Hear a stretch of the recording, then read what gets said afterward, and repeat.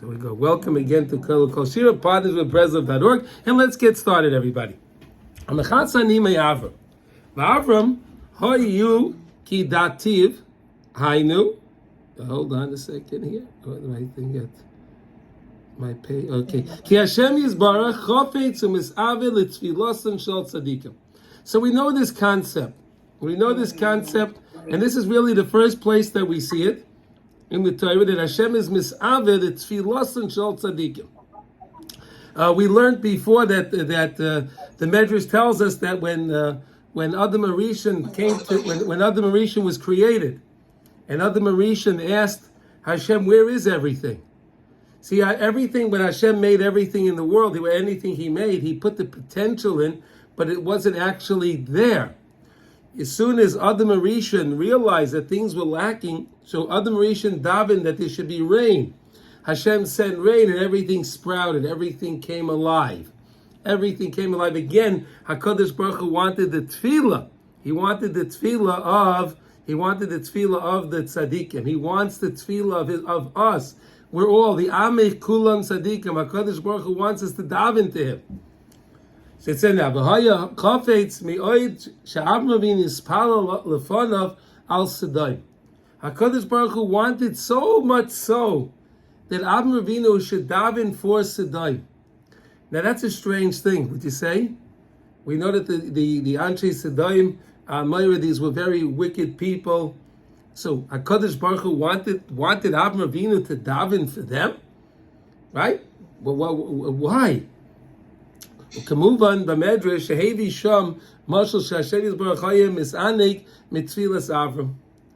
Again, HaKadosh Baruch Hu loved and He desired the tefillah from Avraham Avinu. He desired the tefillah. He desired when Avraham Avinu turned to Him and davened to Hashem. HaKadosh Baruch Hu loves that. Hashem loves that when we take time out of our day and we daven to Him and we beseech from HaKadosh Baruch Hu. We ask Hashem. We beg Hashem. Ki afal pisha Avram leipol ba'koshosei lahatzalet sedayim migiz reham. Even though Avraham Avinu he didn't actually accomplish. We know at the end of the day that Sedayim was overturned, right? So Sedayim was destroyed. So now you'd ask, so if HaKadosh Baruch Hu was misaved a tefillah from Avraham Avinu, and then Avraham Avinu davened to save Sedayim, but Hashem destroyed Sedayim, so how does that make any sense? So look what he says now. Afal pichein, tefillah einay nevedes. A tefillah is never ever lost. Whenever we daven for something, even though many times we daven for things and we don't see the results. We don't see the results right away. Adarabah, sometimes we're waiting. We're waiting for HaKadosh Baruch Hu to answer us, but we don't see it. So what happened over here?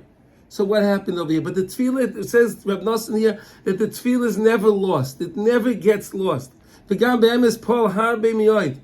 And really, we cause a lot of good with our davening. We cause a lot of good with our davening, whether or not we see it. We see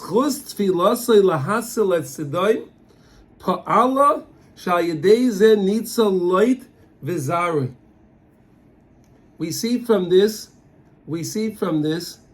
that Avraham Avinu davened for Sedayim, and where did Light and his children and his daughters, where did they live? They lived in Sedayim. But then you ask me, and look, what was the significance of saving Light? David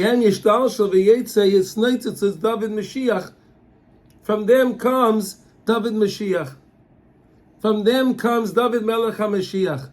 From that, and how did they come from them?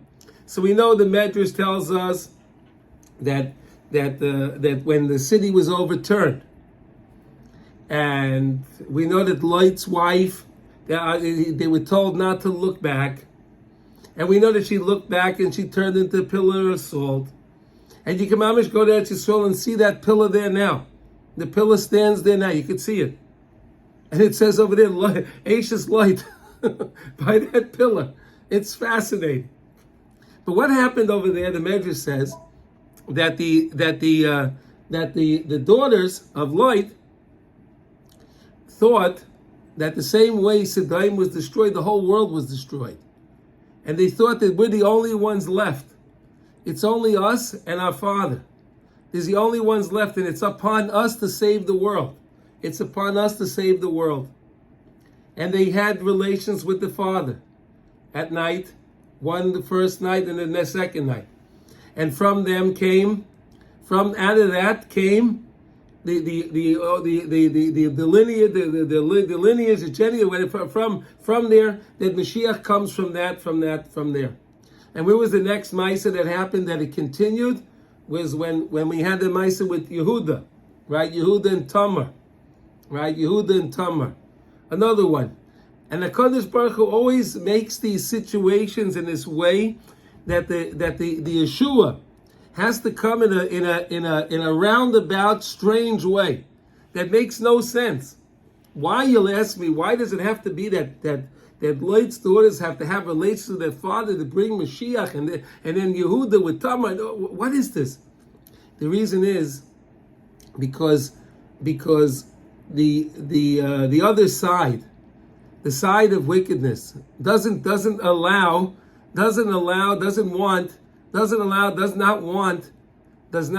that the Mashiach should come. They want the world to suffer. The other side wants the world to suffer. The other side doesn't want to see Yeshua as HaShem. They're not interested in seeing that.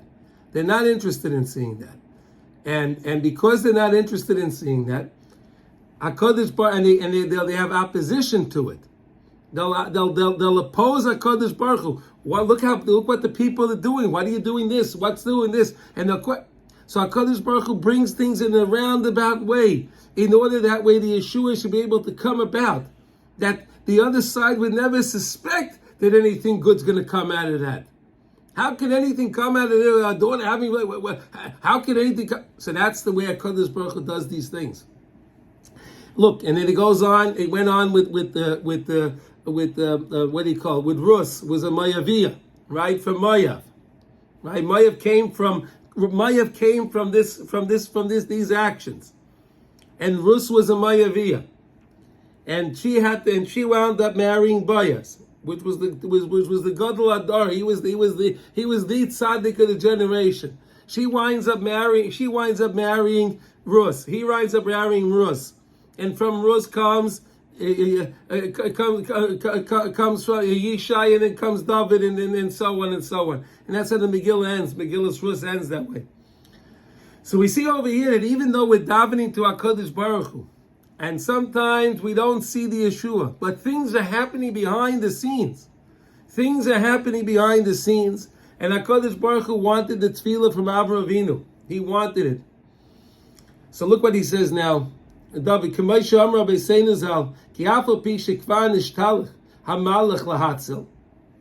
now you may say to me, but wait a second, there was a malach that came, one of the malachim was there to save light. So, hey, so what did Avraham Avinu do? It was a malach, right? But look what he says. But it needed an awakening from down here. The malach came from up on high, down here. But if you want to save something from this world, you have to have an awakening from down here. It can't be the Sarusa de La'ela. It has to come from the Sarusa de L'Sata, from down here first. There has to be an awakening. And through that awakening, it can cause the salvation. Let me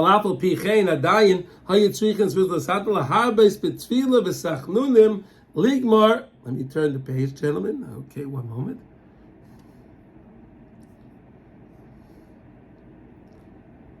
Okay, Ligmar. HaYeshua lahatzel es light mitaych ha'afecha, to save light from that situation going on over there. Lahoitzi mimenu David Mashiach. David Malka Mashiach came from there. V'al kei nismach lezeh pasuk ki yadativ. Look at this. We're going to see it. It's in next time. We're going to see this. It's amazing. Shemedav minyan tzedakah mishpat. It's talking over there the idea of tzedakah and mishpat. Tzedakah, yeah, you need to have the right amount of mishpat in order to do tzedakah. Rabbi Nachman talks about that in lesson number 2 in Likutei Moharan, that you need to have mishpat. We know that mishpat is connected to Yaakov Avinu, because Yaakov Avinu is Elokei mishpat. Elokei Yaakov is mishpat, and Yosef Tzaddik is personifies tefillah, because he's the tzaddik, because he has the caduceus habris. So now we're talking about here that you have to have this idea of tzedakah and mishpat. Tzedakah and mishpat. Kikol kach hatfila levatel hagezera.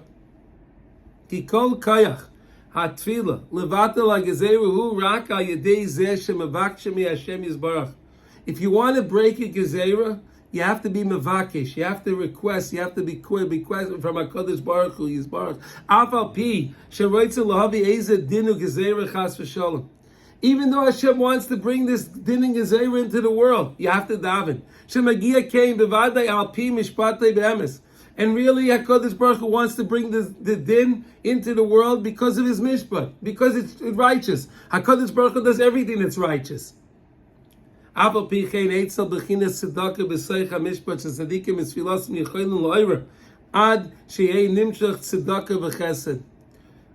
tzaddikim daven, see, here's what happened over here.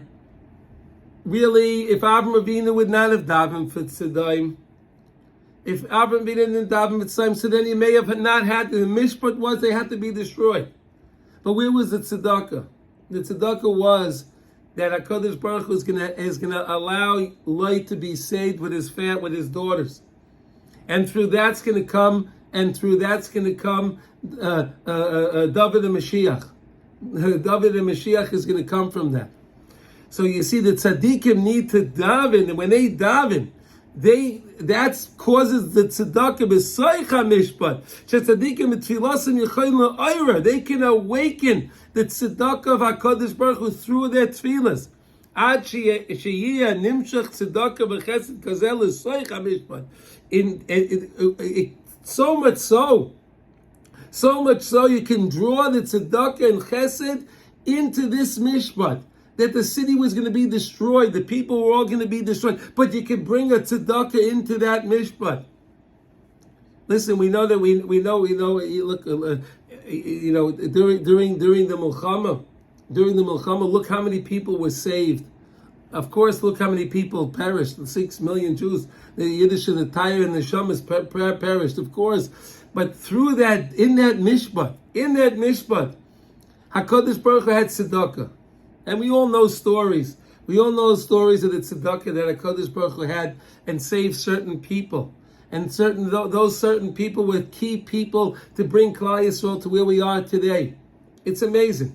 It's mamish amazing to understand l'soich hamishpat, to bring tzedakah and chesed into the mishpat. Sheyoshev ladun lishbait ad sheyevatel es hagezerah legamri. Until sometimes it can happen. Sometimes it can happen if the tefillah is strong enough, and they use the right methods. They could break the din. You know, there's so many stories of the caduceus Levi. We mentioned a couple of the stories, right? There's so many stories of the caduceus Levi to understand it and how do these things work. I don't know if you remember, I told you a story, but I'd like to bring it down right now. Maybe to help understand this concept. There was one time, it was Erev Yom Kippur. It was Erev Yom Kippur, and the caduceus Levi was worried. There was a tremendous din hanging over Klal Yisrael, and he was so worried about it. And the caduceus Levi, he tried already in Tammuz, he tried in Av, he tried in Elul, he tried with Rosh Hashanah. He tried Aseres Yemei Tshuva, the Shofar, he couldn't break the din. So the story goes that the Erev Yom Kippur, the caduceus Levi was walking. The caduceus Levi was walking in the town of Berditchev, and he came by a window, and he saw that there was a young lady. She was crying. A young lady was crying, and he asked her, my tayde tochter, he said, why are you crying? So he came in and he was talking to her, and she said, it was a terrible thing that happened. It was a terrible thing that happened. She said, what happened? Our parents passed away. Our parents passed away, and it was just my brother and I that was left, and we were working for the pirates. That then we had to work for the pirates. Now the pirates had a son, and his son, he wanted to marry me. I didn't want to marry him, and I told him no. And she said that one day they were working, and he went, and the son of the pirates, he went, and he held her hair, and she started to scream, and she ran away. And she felt, and she said to the Rebbe, I'm so sorry that this happened. How did this guy, he touched me? So what I did was I cut off all my hair at the time. I cut it off. The Rebbe said to him, really, you cut your hair off? And what did you do with the hair? What did you do with it? She said, I put it in a box. I put the hair in a box. And okay, and where? What did you do with the box? It's in the closet. It's in the closet. He said, can I see the box? So she goes to the closet. She brings the Rebbe the box. He says, can I have this box, please? I need this box. I need this box. I need this box, he said. And she said, of course, Rebbe, take it. I don't want it. I don't want this box. The caduceus Levi was running through the streets of Berditchev. He came to the shul. It was late. And already the Yom Kippur was starting, but no one would start. They didn't start the Kol Nidre until the Rebbe would come in. No one would dare start. The Kol Nidre before the Rebbe came in. And the Rebbe came in. He ran in, and he took that box and he threw it onto the bima. And he said, Rabbeinu Shalom, look at your children. Look at this Tayyid Meidela, what she did. Look what she did. She loves you so much, Hashem. And you can't break the Gezerah. The Rebbe said that through this the Gezerah was broken. See, the tzaddikim have different ways. They understand different ways. They understand different things, how to do different things. We don't necessarily understand these things. We don't know what's going on in Shemayim with the dinim and these different things, okay? But we know that we have to daven to the Rebbeinu Shalom. This is what the Rebbeinu Shalom wants us to do. And sometimes the Gezerah can be broken legamri, completely. Because HaKadosh Baruch Hu, in his mishpat, in his judgment, he does tzedakah. He does righteous things. He helps people. Shu Peliyei Peliyosav Hanistarim. These are wondrous, awesome things. How the hidden things that Hashem does. Mi'oid. She'iyaf shelahavin. We can never understand the ways of HaKadosh Baruch Hu. How can we ever understand the ways of HaKadosh Baruch Hu? She'iyaf shelahavin. Al kain hiskir Hashem Yisbarach inyan zed haika shel tzedakah mishpat koidim shegila la'avram gezerah sedaim. So therefore, HaKadosh Baruch Hu enacted this idea to have tzedakah and mishpat within the mishpat before he revealed it to Avraham Avinu. And how do we know that? Because he already sent the Malach. The Malach was already there to save light. The Malach was already there. HaKadosh Baruch Hu had it all planned out already. Wow. She is aleim that he wanted Avraham Avinu to daven for them. That's the main koyach hatfilah, to understand that when we're davening to HaKadosh Baruch Hu, we daven to HaKadosh Baruch Hu and we believe that HaKadosh Baruch Hu is taking our tefillahs, and even though we don't see the Yeshua, even though we don't always see the Yeshua, many times, Baruch Hashem, we do see the Yeshua. We daven to something, we see the Yeshua. But many times we don't see the Yeshua. So is that a reason to stop davening? Absolutely not. Because the same way over here, Avraham Avinu could have said, hey, why should I daven to Hashem? I daven to Hashem that Sodom should be saved. that Tzedayim should be saved. But Tzedayim was destroyed. So what did I accomplish? But Avraham Avinu believed in HaKadosh Baruch Hu. He understood that any time he's going to dive into HaKadosh Baruch Hu is listening. And no tefillah is never this. No tefillah will ever be lost. Every tefillah will always be heard by HaKadosh Baruch Hu. HaKadosh Baruch Hu may do different things with the tefillahs. It may not be what we want, but HaKadosh Baruch Hu will take that tefillah sometimes and redirect that tefillah to something that's really needed. Even though we're davening for this, but sometimes he'll do something great for Klal Yisrael with our tefillahs. We don't know. That's why it's upon us to always daven. HaKadosh Baruch Hu wants every yiddilah to daven, and never to think that what's my davening going to do? Anyone's davening. The Amech Kulam Tzadikim. We all need to turn to the Rabbeinu Shalom and daven to the Rabbeinu Shalom for Yeshua's, Refuah's, Nechamas, whatever we need, daven to the Rabbeinu Shalom. And would anyone like to say anything? Does anyone have any questions on this? Does anyone want any clarity on this? No, everything's okay? All right? Okay, all right. Shkoyach. Okay.